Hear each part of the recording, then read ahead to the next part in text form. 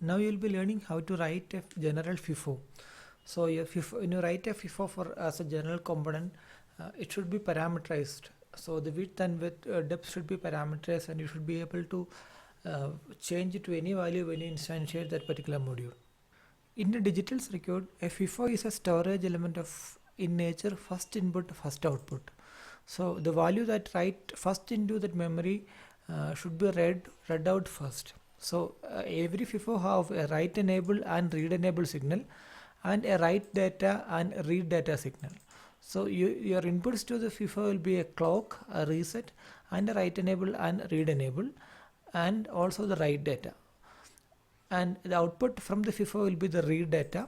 So this is a protocol to be followed whenever you write, whenever in any positive edge of clock, when you insert write enable, the value in the write data will be stored into the FIFO, and if there is a read enable asserted at any positive edge of clock, then the data will be read to the read data bus.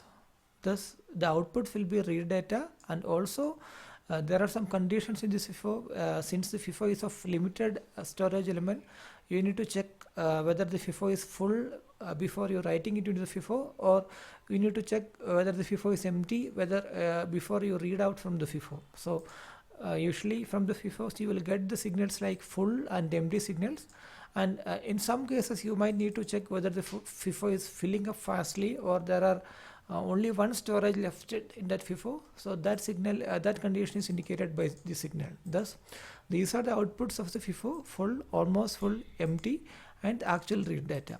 And also you can read out the read pointer and write pointer internal to this FIFO if you really wanted. Otherwise you can make this read pointer and write pointer internal to this FIFO.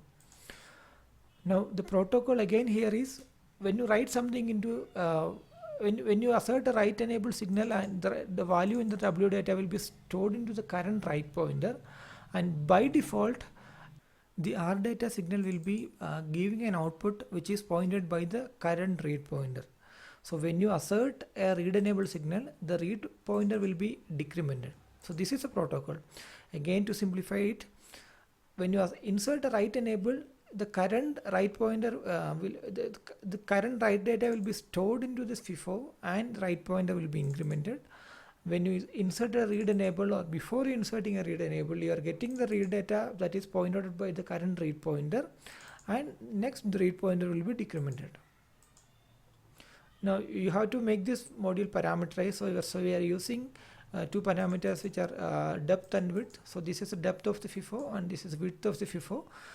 Here I have used another type parameter T to indicate what is the type of the data, write data and read data. So by default it is logic width minus 1 down to 0. Now we have seen the inputs, the input of width W data minus width minus 1 W data, and the output is again output data is R data of width minus 1.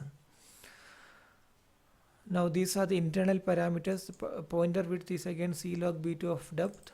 So this is to define the write pointer and read pointer. So if the depth is of 8 bit, then you need C log B2 of 8. That means you need 3 bits to store all the elements in that FIFO.